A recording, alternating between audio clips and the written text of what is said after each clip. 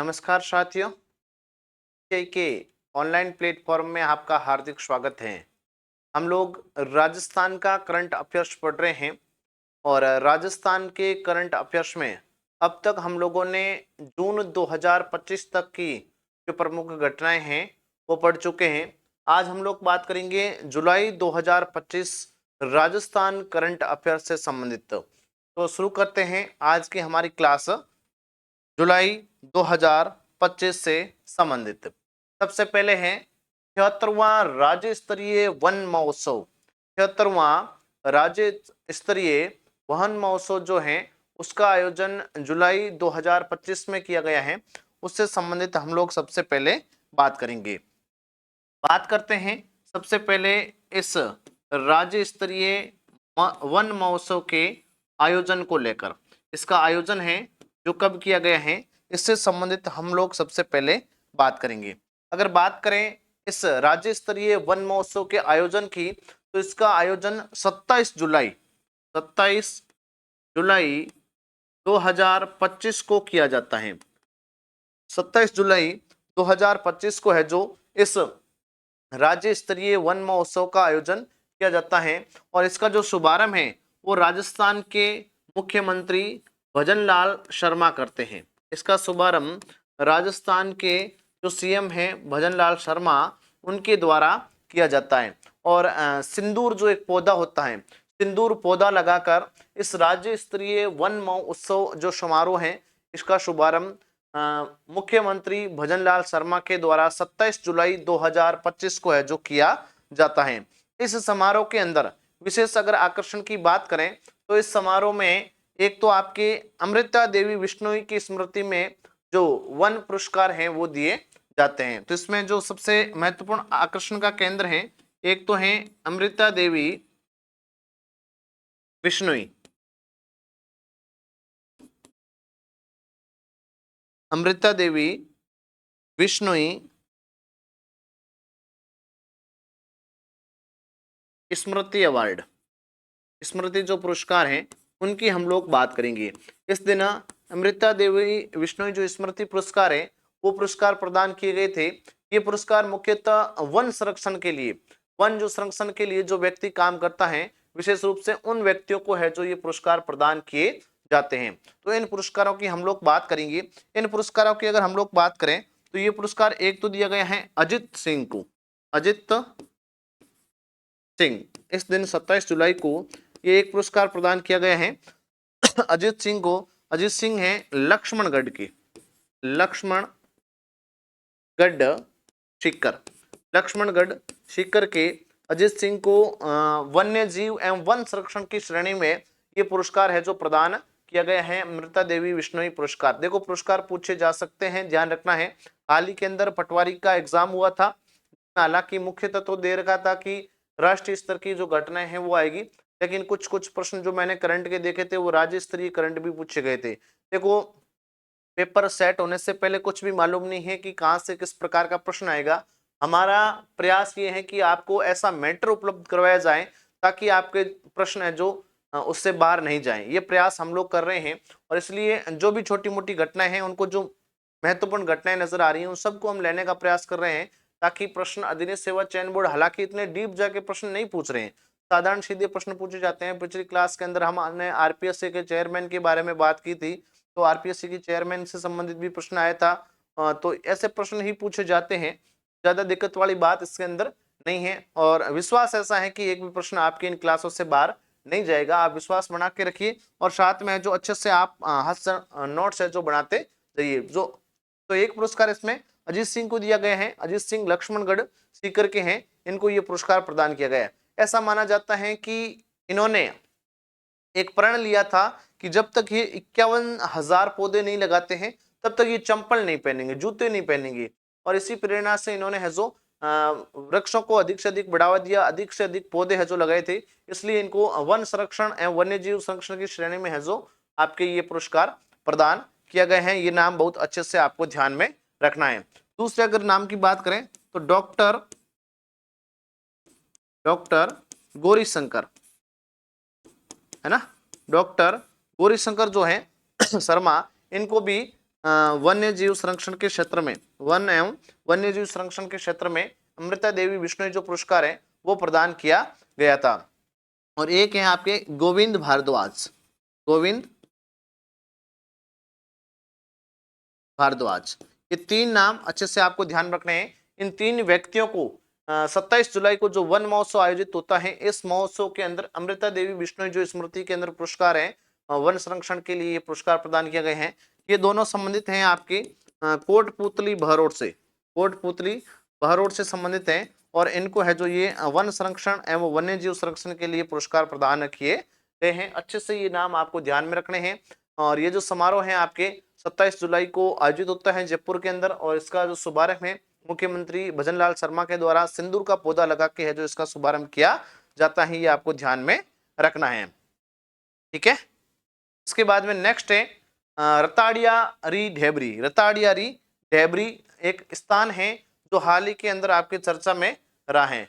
रताड़िया की ढेबरी शायद नहीं है, रताड़िया की ढेरी इतना ही है, ये शायद मिस टाइप है, थोड़ा सा आप ध्यान रखेंगे। रताड़िया की ढेरी, ढेबरी नहीं है, रताड़िया की ढेरी है। ये जो स्थान है इससे संबंधित हम लोग बात करेंगे। रताड़िया की ढेरी की अगर बात करें तो ये स्थान हाल ही के अंदर चर्चा में रहा है।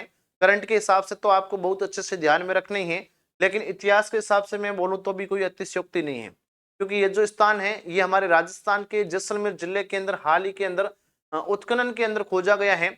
और ऐसा बताया गया है कि ये हड़प्पा कालीन जो सभ्यता, पूर्व की जो हड़प्पा कालीन सभ्यता है उससे जुड़ा हुआ स्थल है। इसलिए आपको बहुत अच्छे से इतिहास के हिसाब से तो ध्यान में रखना ही है, लेकिन अभी हाल ही के अंदर जुलाई महीने के अंदर इस स्थान को खोजा गया है, तो करंट के हिसाब से भी आने वाले एग्जाम में आपके लिए महत्वपूर्ण रहने वाला है। तो रताड़ियारी जो ढेरी है, रताड़िया की जो ढेरी है, इस स्थान की बात करें तो ये आपकी क्या है, हड़प्पा कालीन स्थल है, हड़प्पा कालीन स्थल है जो हाल ही के अंदर खोजा गया है। हड़प्पा कालीन स्थल है जो हाल ही के अंदर खोजा गया है और जैसलमेर जिले में, ये ध्यान रखना है, जैसलमेर जिले का हाल ही में खोजा गया हड़प्पा कालीन स्थल है, इसलिए चर्चा के हिसाब से आपको ध्यान में रखना है। अगर हम लोग बात करें इसकी खोजकर्ता की, प्रश्न आपसे पूछा जा सकता है। इतिहास के हिसाब से तो मैं पहले से ही बोल रहा हूँ ध्यान में रखना है, लेकिन करंट के हिसाब से भी बहुत अच्छे से आप लोग इसका ध्यान रखेंगे। तो एक तो है दिलीप कुमार सैनी, दिलीप कुमार सैनी, इसके उत्खननकर्ता में या खोजकर्ता में अगर हम लोग बात करें तो एक तो दिलीप कुमार सैनी है और दूसरे हैं पार्थ जांगीड़, पार्थ जांगीड़। इन दोनों ने इस स्थल का है जो उत्खनन किया है और यहाँ से प्राप्त जो अवशेष है उसके आधार पर ऐसा इन दोनों ने बताया है कि ये जो स्थल है ये पूर्व में हड़प्पा कालीन जो सभ्यता थी उससे जुड़ा हुआ स्थल है। तो दो नाम अच्छे से ध्यान रखने हैं। खोज इनका जुलाई 2025 में हुई है, बाद में तो ध्यान रखना ही इतिहास के अंदर, लेकिन अभी करंट के हिसाब से भी ध्यान में रखेंगे। और दो जो व्यक्ति हैं दिलीप कुमार सैनी और पार्थ जांगीड़, इनका नाम भी आपको अच्छे से है जो ध्यान में रखना है। यहाँ पर जो अवशेष प्राप्त हुए हैं मोस्टली उन अवशेष का शॉर्ट में आप ध्यान रख लें, बाकी हो सकता है आपसे पूछ लें, लेकिन अवशेष का थोड़ा थोड़ा आप लोग ध्यान रखेंगे। इनके अगर अवशेष की बात करें तो यहाँ पर एक तो लाल जो मृद भांड है, लाल, एक तो लाल मृद भांड मिले हैं। मृद भांड मतलब लाल कलर के आपके मिट्टी के बर्तन है जो यहाँ पर मिले, लाल कलर के मिट्टी के बर्तन यहाँ मिले हैं, तो एक तो ध्यान में रखना है लाल मृद भांड मिले हैं। इसके अलावा अगर हम लोग बात करें तो यहाँ शंख की चूड़ियाँ मिली हैं, शंख की चूड़ियाँ, शंख की चूड़ियाँ मिली हैं, ये भी ध्यान रखेंगे आप लोग। शंख की चूड़ियाँ मिली हैं, मृद भांड मिले हैं और पाषाण उपकरण मिले हैं, पाषाण उपकरण, पाषाण उपकरण मिले हैं। पाषाण उपकरण मतलब पत्थर के बने हुए कुछ औजार वगैरह है जो भी यहाँ पर मिले हैं। इन अवशेष के आधार पर इन उत्खननकर्ताओं ने ये बताया है कि ये जो स्थल है रताड़ियारी ढेरी जो जैसलमेर जिले के अंदर, राजस्थान के जैसलमेर जिले के अंदर है, जो आपसे किससे संबंधित है, हड़प्पा कालीन सभ्यता से संबंधित स्थल है। ये बात आपको अच्छे से ध्यान में रखनी है, ठीक है। इसके बाद में नेक्स्ट अगर हम लोग बात करें तो नेक्स्ट है हील इन राजस्थान नीति 2025, है ना। हील इन राजस्थान नीति 2025 जो हाल ही के अंदर जारी की गई है। 2025 जुलाई में है, जो 2-3 नीतियां राज्य सरकार के द्वारा जारी की गई हैं जो बहुत महत्वपूर्ण है। के बारे में अगर हम लोग बात करें तो एक आपके नीति या योजना की अगर बात करें तो हील इन राजस्थान नीति है जो राजस्थान में जारी की गई है। इस नीति की अगर बात करें तो सबसे पहले जारी कब किए गए ये आपको ध्यान में रखना है। ये जो नीति है आपके जारी की जाती है 14 जुलाई 2025 को। एक तो ये तारीख ध्यान में रखना है, 14 जुलाई 2025 को इस नीति को है जो जारी किया जाता है। दूसरा बात ध्यान में रखनी है आपको कि इसका उद्देश्य क्या है, क्यों इसको जारी किया गया है, इसका उद्देश्य आपको बहुत अच्छे से है जो ध्यान में रखना है। तो इस नीति का जो प्रमुख उद्देश्य है वो आप अच्छे से ध्यान में रखेंगे। इस नीति का प्रमुख उद्देश्य है राजस्थान में चिकित्सा पर्यटन को बढ़ावा देना। राजस्थान में चिकित्सा पर्यटन को बढ़ावा देना, चिकित्सा जो पर्यटन है उसको बढ़ावा देने के लिए ये नीति है जो जारी की गई है। और इसका जो लक्ष्य रखा गया है, इसका जो लक्ष्य रखा गया है वो लक्ष्य ये रखा गया है कि आगामी वर्षों के अंदर राजस्थान में चिकित्सा पर्यटन के अंदर समृद्ध और अच्छा राज्य बनाने के लिए इसका प्रमुख लक्ष्य रखा गया है। राजस्थान को चिकित्सा पर्यटन के अंदर अग्रणी राज्य बनाना इसका प्रमुख लक्ष्य है। 14 जुलाई को इसको जारी किया जाता है, इसलिए करंट के हिसाब से आपको अच्छे से ध्यान में रखना है।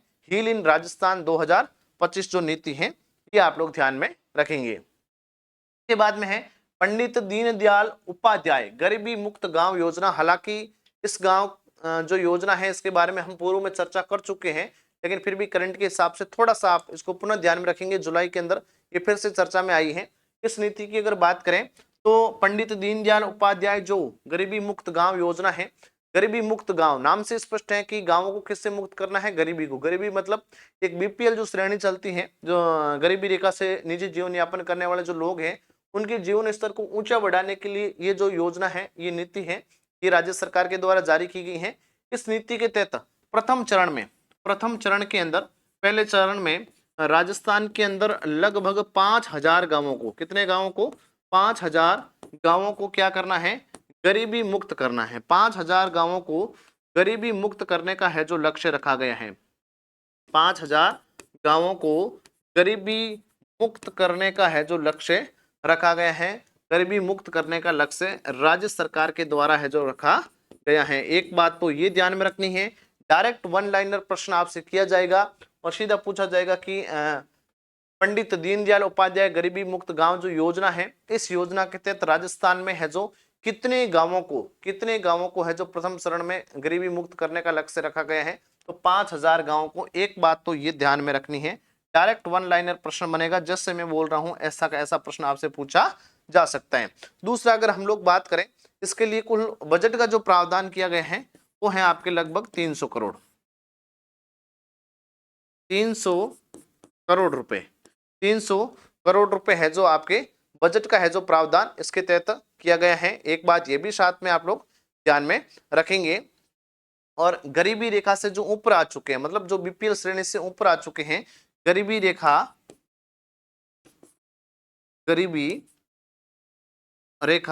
से ऊपर आ चुके परिवारों को 21,000 रुपए की, कितनी, 21,000 रुपए की सहायता प्रदान की जाएगी। 21,000 रुपए की सहायता तो जो सहयोग राशि है, संबल राशि है जो प्रदान की जाएगी राज्य सरकार के द्वारा। जो मतलब परिवार हैं वो गरीबी रेखा से ऊपर आ गए हैं, उन परिवारों को ये 21,000 रुपए की सहायता प्रदान की जाएगी। तो पूर्व में हम चर्चा इस योजना की कर चुके हैं, इसलिए शॉर्ट में है जो आपको ध्यान में रखना है। अगली है राष्ट्रीय ऊंट दौड़ चैंपियनशिप, या ऊंट दौड़ जो चैंपियनशिप है इसके बारे में आपको थोड़ा सा ध्यान में रखना है। हाल ही के अंदर राजस्थान में ये चैंपियनशिप है जो आयोजित हुई है, राष्ट्रीय ऊंट दौड़। ऊंट दौड़ है मतलब राष्ट्रीय स्तर का टूर्नामेंट है, और ऊंट दौड़ने के लिए आपने घुड़दौड़ सुना होगा, घोड़ों की जैसे दौड़ होती है उसी प्रकार ऊंटों की दौड़ के लिए है जो ये चैंपियनशिप आयोजित हुई है, इसके बारे में आपको ध्यान में रखना है। बात करें सबसे पहले इसके आयोजन की, तो इसका जो आयोजन किया जाता है वो किया जाता है 6 जुलाई को, 6 जुलाई 2025 को इसका जो आयोजन है वो पुष्कर मैदान में किया जाता है। पुष्कर मैदान या पुष्कर अजमेर भी हम लिख सकते हैं। पुष्कर जो मैदान अजमेर है वहां पर इसका आयोजन किया गया है।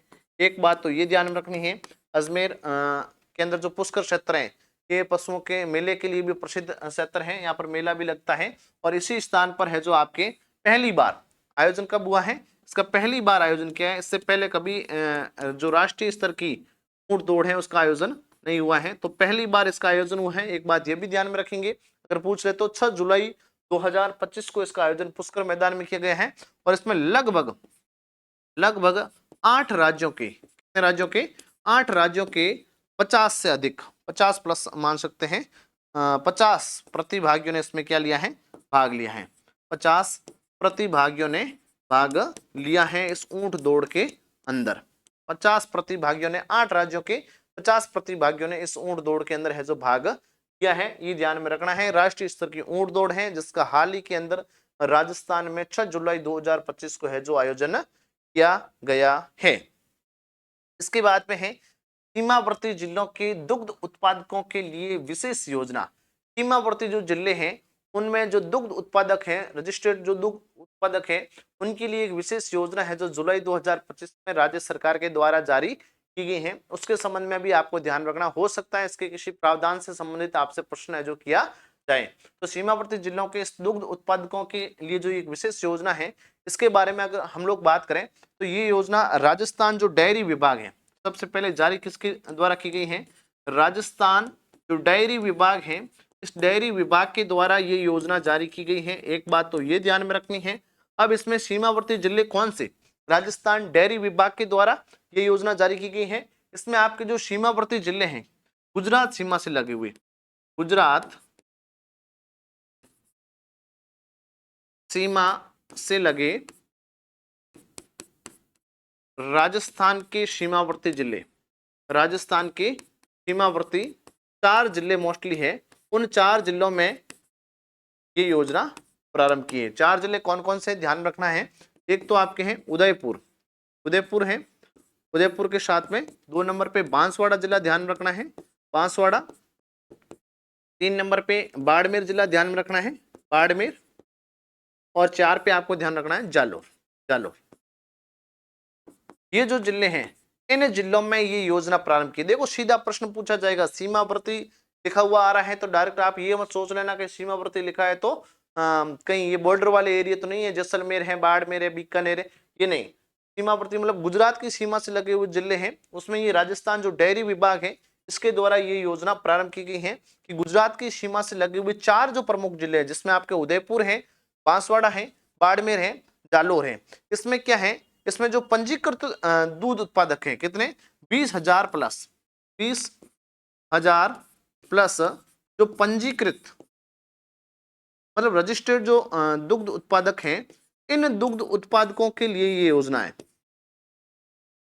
पंजीकृत जो दुग्ध उत्पादक हैं इनके लिए योजना प्रारंभ की गई है। अब इसमें क्या प्रावधान किया गया है कि पहले जो डेयरी विभाग है, जो दुग्ध उत्पादक है, उनको डेयरी विभाग प्रति लीटर 5 रुपए है जो इनका मानदेय है जो देता था। 5 रुपए क्या है, दुग्ध जो उत्पादक है प्रति लीटर इनको 5 रुपए दिया जाता था। अब इसमें क्या किया जाएगा, प्रति लीटर जो लाभ इनको मिल रहा है उसको आप देख लेना, नोट कर लेना। एक तो क्या है, जो दुग्ध उत्पादक है इनको प्रति लीटर अब कितना दिया जाएगा, प्रति लीटर 2 रुपए बढ़ा दिए, प्लस 2 रुपए कर दिए। प्लस 2 रुपए का मतलब ये हुआ कि पहले जो दुग्ध उत्पादक थे पूरे राजस्थान के अंदर, उन दुग्ध उत्पादकों को डेयरी विभाग के द्वारा प्रति लीटर है जो 5 रुपए दिए जाते थे। अब ये जो 4 जिले हैं, इन 4 जिलों के ये 20,000 प्लस जो रजिस्टर्ड या जो पंजीकृत दुग्ध उत्पादक हैं इनको प्लस 2 कर दिए, मतलब इनको अब प्रति लीटर कितने दिए जाएंगे, 7 रुपए, 7 रुपए प्रति लीटर है जो मानदेय प्रदान किया जाएगा। एक बात तो अलग से ये ध्यान में रखनी है, बाकी जो दुग्ध उत्पादक है राजस्थान के उनको तो 5 रुपए दिए जाते हैं 1 लीटर के, लेकिन ये जो 4 जिले हैं जो सीमावर्ती गुजरात सीमा से लगे हैं, इन दुग्ध उत्पादकों को आपके 7 रुपए प्रदान किए जाएंगे। एक तो ये ध्यान में रखना है। दूसरा क्या है, दूसरा है एक है स्वास्थ्य बीमा योजना, स्वास्थ्य बीमा योजना, स्वास्थ्य व दुर्घटना बीमा योजना भी इसको हम लिख सकते हैं, स्वास्थ्य व दुर्घटना, स्वास्थ्य व दुर्घटना बीमा योजना। ये जो योजना है, इस योजना में क्या था कि जो पंजीकृत दुग्ध उत्पादक है, जो पंजीकृत दुग्ध उत्पादक है उनसे एक आपके 370 रुपए का प्रीमियम लिया जाता है। 370 रुपए का प्रीमियम लिया जाता है। इनको प्रति महीने लगभग 370 रुपए है जो कटाने पड़ते हैं। इस प्रीमियम के द्वारा इनको 2.5 लाख रुपए का 2.5 लाख रुपए का क्या दिया जाता है, कवरेज दिया जाता है। अगर एक्सीडेंट वगैरह हो जाता है या इनकी मृत्यु वगैरह होती है तो 2.5 लाख रुपए का बीमा है जो इनका किया जाता है। लेकिन इनको प्रीमियम कितना देना है, 370 रुपए का प्रीमियम देना है। लेकिन इन जो चार जिलों में जो दुग्ध उत्पादक हैं वो अगर इन चार जिलों के पंजीकृत दुग्ध उत्पादक हैं, इनको अब प्रीमियम कितना देना पड़ेगा, 14 रुपए, मात्र 14 रुपए प्रीमियम देना पड़ेगा। और इनका 5 लाख रुपए का कवरेज होगा, 5 लाख रुपए का बीमा कवरेज होगा। मैं साथ में बोल रहा हूं, अगर आपको समझ में नहीं आ रहा है तो आप मेरी क्लास को देखकर आराम से नोट कर सकते हैं। देखो लिखी हुई चीज कहीं कहीं समझ में नहीं आती है तो आप आराम से जैसे बोल रहे हैं वैसे आप नोट भी कर सकते हैं। कभी कभी क्या होता है, कोई चीज त्रुटि रह जाती है ना। त्रुटि एक दो रही थी, किसी विद्यार्थी ने मुझे बताया था। मैं बोलता सही हूँ लेकिन लिखने में कभी क्या है कि कुछ चीज अगर त्रुटि रह जाती है तो उसको आप जैसे मैं बोल रहा हूँ उस अनुसार संशोधन कर लें। जैसे कोई शायद मेगावाट का ही था, वो 1500 का 500 लिख दिया है तो उसको आप करेक्शन कर लें। ऐसा कोई भी चीज अगर मैं बोल रहा हूँ और लिखने में थोड़ी गड़बड़ हुई तो थोड़ा सा आप क्लास को ध्यान से देख रहे हैं तो उसमें आपकी भी परीक्षा साथ में हो रही है कि आप क्लास को मन से देख रहे हैं या केवल स्किप ही कर रहे हैं स्पीड से, तो वो आपको देखना है। आपको अगर कुछ सीखना है, कुछ प्राप्त करना है, आपको अच्छा कंटेंट प्राप्त करना है तो आराम से आप देख के नोट्स बनाएं, नहीं तो जैसे आपकी इच्छा है वैसे कर सकते हैं। तो इस योजना की मैं अगर बात करूं, इन चार जिलों के जो पंजीकृत दुग्ध उत्पादक हैं उनको क्या लाभ मिल रहा है। पहला लाभ, प्रति लीटर इनको 2 रुपए अतिरिक्त मिलेंगे, बाकी वालों को 5 रुपए प्रति लीटर दिया जाता है तो इनको 7 रुपए दिया जाएगा।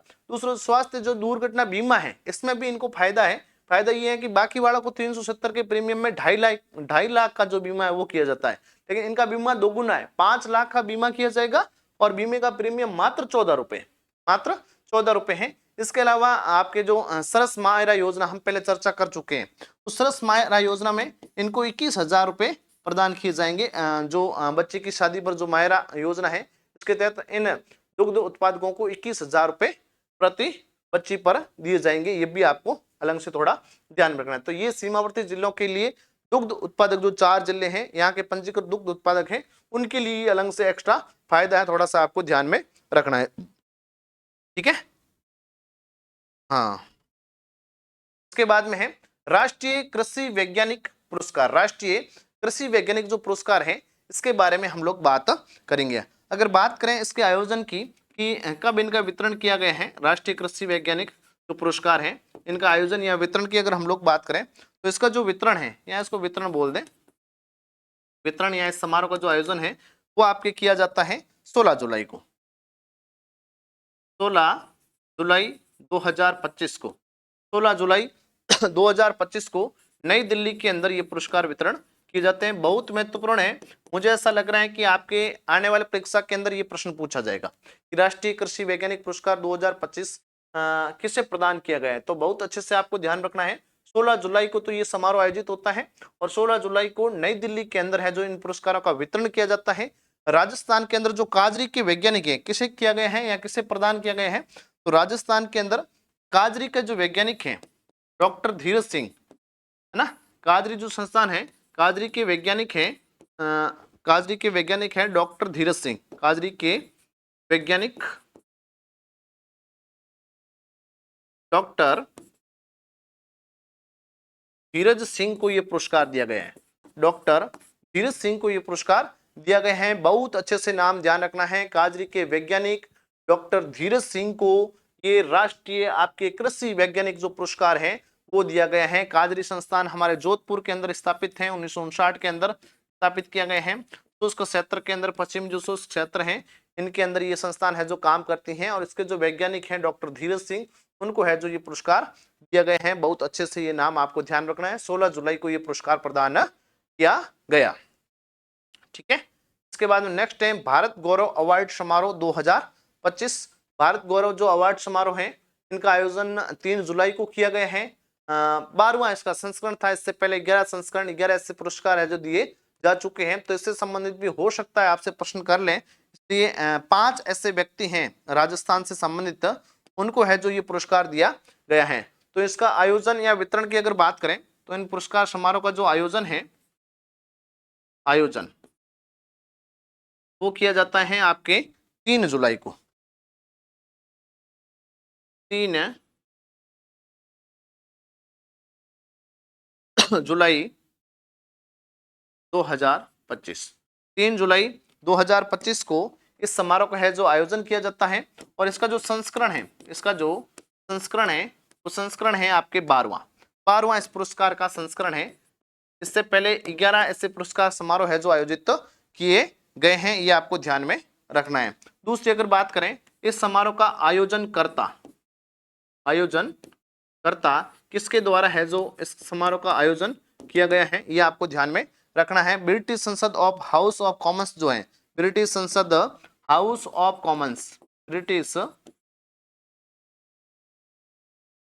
संसद हाउस ऑफ कॉमन्स के द्वारा इस समारोह का है जो आयोजन किया गया है। ध्यान रखेंगे आप लोग, आयोजनकर्ता ब्रिटिश संसद ऑफ हाउस ऑफ जो कॉमन्स है उसके द्वारा यह समारोह है जो आयोजित किया गया है। राजस्थान के 5 जो व्यक्ति हैं, राजस्थान के 5 जो व्यक्ति हैं उनको ये पुरस्कार दिया गया है। नाम बहुत बढ़िया तरीके से आपको ध्यान में रखना है, अगर प्रश्न कर लें तो आपके गलत नहीं होना चाहिए। एक नाम ध्यान में रखना है, किरण अग्रवाल, किरण अग्रवाल एक तो दिया गया है आपके किरण अग्रवाल को दिया गया है, ये नाम बहुत अच्छे से ध्यान रखना है। दूसरा अगर बात करें तो गुलाबो नाम तो आपने सुना ही होगा, गुलाबो सपेरा प्रसिद्ध आपके कलाकार हैं गुलाबो, उनको भी ये पुरस्कार दिया गया है। भारत गौरव जो अवार्ड समारोह है ब्रिटेन के अंदर आयोजित होता है, जो ब्रिटिश संसद हाउस ऑफ कॉमन्स है उसके द्वारा ही इसका आयोजन किया जाता है। राजस्थान के 5 व्यक्तित्व हैं उनको ये पुरस्कार दिए गए हैं। आपकी किरण अग्रवाल नाम ध्यान रखना है, ठीक है। गुलाब जो है ये नाम आपको अच्छे से ध्यान रखना है। इसके अलावा आपके राजेंद्र कुमार है, 3 नंबर पर है राजेंद्र कुमार, ये नाम भी बहुत अच्छे से आपको ध्यान में रखना है। और चौथा जो नाम है सुनील, ये ब्यावर के हैं, ब्यावर से संबंधित हैं, ध्यान कर लेंगे। सुनील जो आपके हैं ब्यावर के हैं, गुलाबो और राजेंद्र कुमार ये जयपुर से संबंधित हैं, ये नाम भी अच्छे से ध्यान में रख लेना। नाम डायरेक्ट ध्यान में रखने हैं कि भारत गौरव जो अवार्ड है वो किस किस व्यक्ति को है जो प्रदान किया गया है, डायरेक्ट अगर पूछे तो गलती अपने नहीं होनी चाहिए। और एक नाम आपको ध्यान में रखना है, 5वां संजना। ये जो 5 नाम हैं इनको भारत गौरव अवार्ड समारोह के अंदर 3 जुलाई 2025 को है जो सम्मानित किया गया है। ये जो अवार्ड है, ये जो पुरस्कार है ये दिया गया है। नाम बहुत बढ़िया तरीके से ध्यान में रखने हैं। इसके बाद में है स्वच्छता सर्वेक्षण 2024-25, बहुत ही महत्वपूर्ण है। स्वच्छता सर्वेक्षण 2024 की जो रिपोर्ट है उसके आधार पर ये जो पुरस्कार हैं, ये जो अवार्ड हैं ये जारी किए जाते हैं। और ये अवार्ड भी बहुत महत्वपूर्ण है स्वच्छता के क्षेत्र में। स्वच्छ भारत मिशन आपको पता है चल रहा है हमारे देश के अंदर, और उस स्वच्छ भारत मिशन के तहत विभिन्न जो शहर हैं वो स्वच्छता के अंदर जो प्रदर्शन करते हैं उनको रैंकिंग दी जाती है, उनको अंक प्रदान किए जाते हैं। उस अंक के आधार पर जो टॉप श्रेणी में होते हैं, अलग अलग होते हैं, इसमें जनसंख्या या जो आबादी होती है उसके आधार पर इनको अलग अलग श्रेणियों के अंदर शहरों को बांटा जाता है। और उस शहरों के आधार पर आपसे सीधा प्रश्न किया जाएगा, उस प्रश्न का उत्तर आपको बताना है और प्रश्न आने की पूरी गुंजाइश रहेगी। और डूंगरपुर जो हमारे राजस्थान का जो जिला है, आबादी आपके लगभग 50,000 तक की आबादी में डूंगरपुर जिला लगातार 5वीं बार है जो राष्ट्रीय स्तर का अवार्ड इस स्वच्छता सर्वेक्षण के अंदर जीता है। तो डूंगरपुर को तो आप वेरी स्टार कर दीजिए, अगर प्रश्न पूछा जाता है तो 100% आपसे प्रश्न किया जाएगा। तो सबसे पहले हम लोग बात करेंगे इसके आयोजन की। ये जो स्वच्छता सर्वेक्षण है इसके जो पुरस्कार वितरण का आयोजन है वो कब और कहां किया गया है। तो इसका आयोजन आपके किया जाता है 17 जुलाई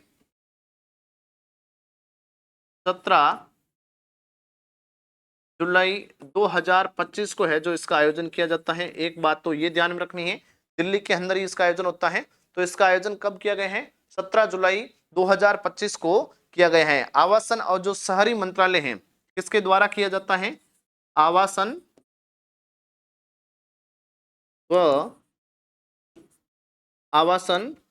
व शहरी जो कार्य मंत्रालय है इसके द्वारा इसका आयोजन किया जाता है। एक बात तो ये ध्यान में रखनी है कि आवासन और शहरी जो मंत्रालय है ये रैंकिंग जारी करता है और उस रैंकिंग के आधार पर इन पुरस्कारों का वितरण किया जाता है।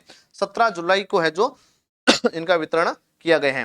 दूसरी बात आपको ध्यान रखनी है इसका संस्करण। संस्करण का मतलब है कितनी बार ये जो पुरस्कार समारोह है आयोजित हुआ है, ये सर्वे रिपोर्ट कितनी बार आई है, तो ये संस्करण आपके 9वां है, 9वीं बार ये आई है। अभी जो हाल ही के अंदर जो इसकी रिपोर्ट जारी की गई स्वच्छता सर्वेक्षण की, ये आपकी की गई है 2024 के आधार पर।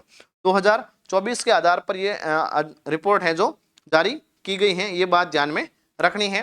दूसरी बात, अब राजस्थान के संबंध में हमारे को क्या बातें ध्यान रखनी है, एक तो ये बात ध्यान में रखनी है राजस्थान के संबंध में सबसे इंपॉर्टेंट बात कि राजस्थान का जो डूंगरपुर जिला है, डूंगरपुर जिला है, इसको क्या दिया गया है, इसको 20 से जो 50,000 आबादी के शहर हैं, 50,000 आबादी के शहर हैं, इन आबादी के शहरों में सर्वश्रेष्ठ पुरस्कार दिया गया है। सर्वश्रेष्ठ कौन सा? सुपर स्वच्छ लीग जो अवार्ड है, सुपर स्वच्छ लीग सिटी है ना। 20 से 50,000 आबादी में क्या दिया गया इनको? सुपर स्वच्छ लीग, सुपर स्वच्छ, सुपर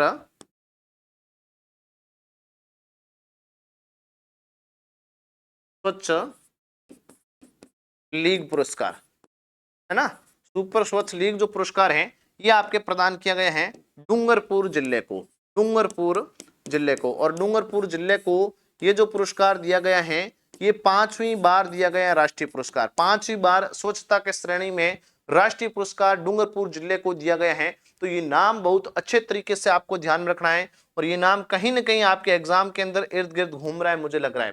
प्रश्न पूछा जा सकता है, पूछने की भूमिका ये हो सकती है, या तो ये पूछा जा सकता है स्वच्छता सर्वेक्षण 2024-25 में राजस्थान में राष्ट्रीय स्तर पर कौन से शहर को सम्मानित किया गया है स्वच्छता की श्रेणी में, तो डूंगरपुर को किसके अंदर सम्मानित किया गया है, तो सुपर लीग स्वच्छ, ये जो सुपर स्वच्छ लीग है इसके अंतर्गत कौन सी आबादी श्रेणी में आता है, तो 20,000 से 50,000 आबादी श्रेणी के अंदर आता है। कैसा भी प्रश्न आए हमारे गलत है, जो नहीं होना चाहिए, ये सबसे बड़ा टारगेट है।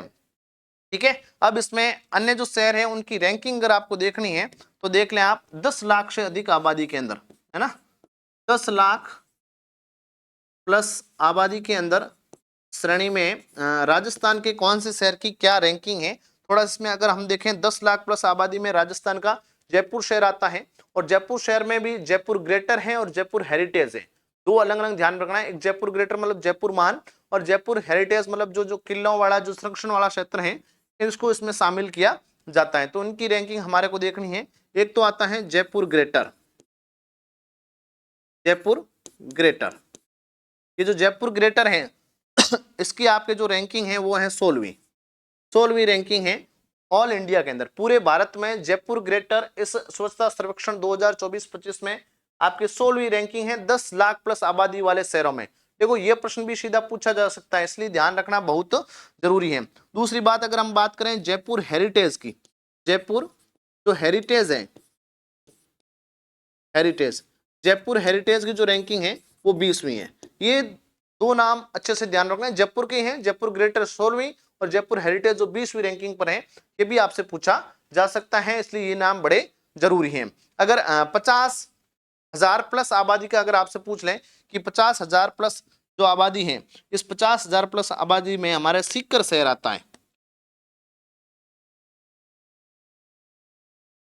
50,000 प्लस आबादी, इसमें राजस्थान का सीकर शहर है उसको शामिल किया गया है टॉप 100 के अंदर। टॉप 100 में कौन सा आता है? राजस्थान का सीकर आता है और सीकर की 95वीं रैंकिंग है, सीकर की 95वीं रैंकिंग है, ये अच्छे से आप ध्यान में रखेंगे। 50,000 प्लस के अंदर, 50,000 प्लस के अंदर जो शहर आता है वो सीकर शहर आता है, जिसकी रैंकिंग क्या है? जिसकी रैंकिंग है आपके 95वीं रैंकिंग है। दूसरा है छावनी बोर्ड के अंदर, ये भी एक भले नोट कर लें आप, छावनी बोर्ड के अंदर, छावनी बोर्ड में स्वच्छता रैंकिंग अगर बात करें कि छावनी बोर्ड अंडर 50,000 में आते हैं, 50,000 की आबादी तक के जो एरिया होते हैं उसमें छावनी बोर्ड आते हैं। और इसमें एक शहर आप नोट कर लें, नसीराबाद, नसीराबाद, नसीराबाद छावनी है। आपने 1857 की क्रांति पढ़ी होगी, उसमें ये देखा होगा। तो नसीराबाद की जो रैंकिंग है वो 51वीं है, नसीराबाद की जो रैंकिंग है वो 51वीं है, ये आप ध्यान कर लें। और इसके साथ में अजमेर कैंट भले ही देख लें, उसकी भी रैंकिंग लगभग 54वीं रैंकिंग है, लेकिन नसीराबाद मोस्टली आपको ध्यान में रखना है 51वीं रैंकिंग है, टॉप 100 के अंदर है। तो ये वेरी इंपॉर्टेंट जो स्वच्छता सर्वेक्षण के अंदर ध्यान में रखना है, वो 17 जुलाई को ये अवार्ड दिए गए हैं। आवासन और शहरी मंत्रालय द्वारा इसको रैंकिंग दी जाती है और रैंकिंग के आधार पर 9वीं बार ये संस्करण आयोजित हुआ है। राजस्थान का जो डूंगरपुर जिला है उसको 5वीं बार राष्ट्रीय पुरस्कार दिया गया है। स्वच्छता लीग के अंदर इनका अच्छी रिपोर्ट के आधार पर इनको ये पुरस्कार मिला है। अन्य की रैंकिंग अगर बात करें तो 10 लाख प्लस में जयपुर पहले 100 से ऊपर था, लेकिन जयपुर ने इस बार सुधार किया, पहले शायद 170 प्लस था, अब आके 16वीं रैंकिंग है जो जयपुर की आ गई है। ये बात आपको ध्यान में रखनी है। इसके बाद में है राज्य पर्यटन पुरस्कार। राजस्थान जो राज्य पर्यटन पुरस्कार है इसकी हम लोग बात करेंगे। और ये जो पुरस्कार है सबसे पहले है इसका आयोजन या वितरण निकले बुलाई इन पुरस्कारों का वितरण। तो राज्य जो पर्यटन पुरस्कार है इन पुरस्कारों का जो वितरण किया गया है वो किया गया है आपके 11 जुलाई 2025 को। 11 जुलाई 2025 को राजस्थान के अंदर जो पर्यटन मंत्री हैं दिया कुमारी, उनके द्वारा, पर्यटन मंत्री दिया कुमारी के द्वारा इनका वितरण 11 जुलाई 2025 को किया जाता है। एक बात ये ध्यान रखनी है। और विरासत श्रेणी के अंदर इन पुरस्कारों में विरासत श्रेणी के अंदर जो शाहपुरा की हवेली है, शाहपुरा की हवेली को है जो आपके गोल्ड दिया गया है, गोल्ड अवार्ड है जो प्रदान किया गया है, स्वर्ण पुरस्कार प्रदान किया गया है। बस ये वेरी इंपॉर्टेंट एक बात आपको ध्यान में रखनी है। राजस्थान राज्य पर्यटन पुरस्कार 2025 आपसे पूछा जा सकता है और इसमें विरासत श्रेणी में स्वर्ण पुरस्कार या गोल्ड पुरस्कार किसे दिया गया है तो शाहपुरा की हवेली कब प्रदान किया गया है 11 जुलाई 2025। बस ये इतनी सी बात आपको इसके संबंध में ध्यान में रखनी है। इसके बाद में है राजस्थान फुटबॉल संघ एवं एक्सीलेंस अवार्ड 2025। राजस्थान फुटबॉल संघ का एक्सीलेंस जो अवार्ड है इनका आयोजन पहली बार किया गया है और इससे संबंधित आपसे पूछा जा सकता है। तो इन अवार्ड का जो वितरण किया गया है कि आपके 27 जुलाई 2025 को ये पुरस्कार वितरण हुए हैं। देखो पुरस्कार का प्रश्न आने का चांस हमेशा रहता है और ऐसे कोई पुरस्कार हैं जो पहली बार आयोजित हो रहे हैं तो इनका भी पूछा जा सकता है। तो 27 जुलाई 2025 को इन पुरस्कारों का वितरण किया जाता है, आयोजन किया जाता है और पहली बार है जो ये पुरस्कार वितरित किए जाते हैं। एक बात ये भी आप अलग से ध्यान में रखेंगे। फुटबॉल जो राजस्थान फुटबॉल संघ है, राजस्थान फुटबॉल संघ के शायद अध्यक्ष मानवेंद्र सिंह हैं और पहली बार है जो ये एक्सीलेंस अवार्ड है जो फुटबॉल की श्रेणी में अच्छे प्रदर्शन करने वाले खिलाड़ी हैं या जो संगठन है उनको ये अवार्ड है जो दिए गए हैं। कौन कौन से हैं सीधे आपको ध्यान में ही रखने हैं।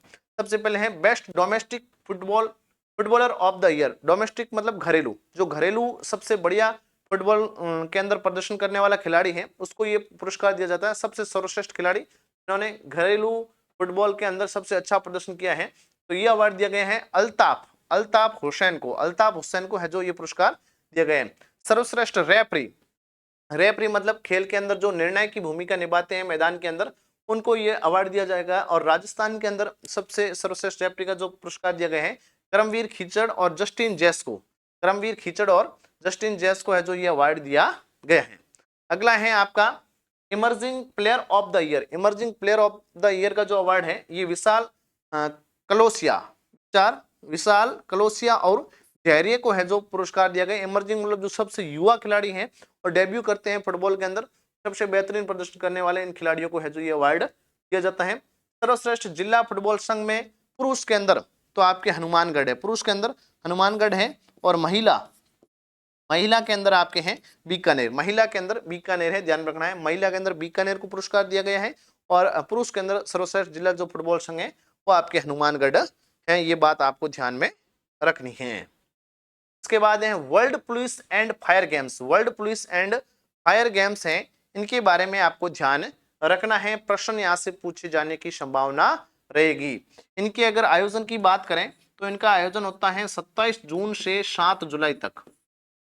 27 जून से 7 जुलाई 2025 तक इनका आयोजन होता है बर्मिंघम में। बर्मिंघम ब्रिटेन के अंदर है लेकिन ये बर्मिंघम यूएस के अंदर है। अमेरिका बर्मिंघम में है जो इन खेलों का आयोजन किया जाता है। ये ध्यान में रखना है एक बात तो अच्छे से, ठीक है। वर्ल्ड पुलिस फायर गेम्स है, लगभग प्रतिवर्ष इनका आयोजन होता है 2025 के।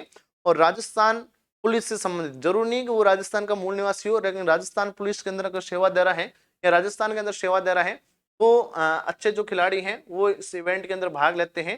पुलिस हो, आपके CRPF हो, इनके अंदर जो खिलाड़ी भाग लेते हैं, इन विभाग के अंदर जो खिलाड़ी हैं वो इसके अंदर भाग लेते हैं। तो उसमें स्वर्ण विजेता जो खिलाड़ी हैं उनका आपको ध्यान रखना है। एक नाम है छगनलाल मीणा। छगनलाल मीणा, ये नाम वेरी इंपॉर्टेंट आप कर दीजिए, भले स्टार लगा दीजिए। हो सकता है अगर वर्ल्ड पुलिस फायर का पूछे या अन्य नेशनल गेम्स का पूछेंगे तो भी आपसे पूछा जा सकता है। ये राजस्थान पुलिस के अंदर हेड कांस्टेबल है, पहले ये ध्यान रखना है, हेड कांस्टेबल के पद पर है। और इन्होंने क्या किया है, कुश्ती के अंदर 77 किलोग्राम भार वर्ग में है जो इस वर्ल्ड पुलिस फायर गेम्स के अंदर स्वर्ण पदक जीता है। स्वर्ण पदक वाले की हम बात कर रहे हैं, कौन सा इवेंट है वो ध्यान रखना, कुश्ती, और कौन सा वर्ग है, 77 किलोग्राम भार वर्ग के अंदर जीता है।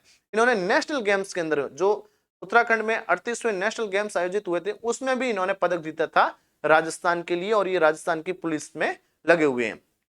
दूसरा है कचनार चौधरी। कचनार चौधरी हैं, शॉर्ट पुट के अंदर जीता है और सब इंस्पेक्टर हैं, ऐसा ही है, सब इंस्पेक्टर हैं राजस्थान के अंदर, और इन्होंने क्या जीता है, आपके शॉर्ट पुट के अंदर स्वर्ण पदक जीता है। तो ये नाम भी अच्छे से ध्यान रखना है।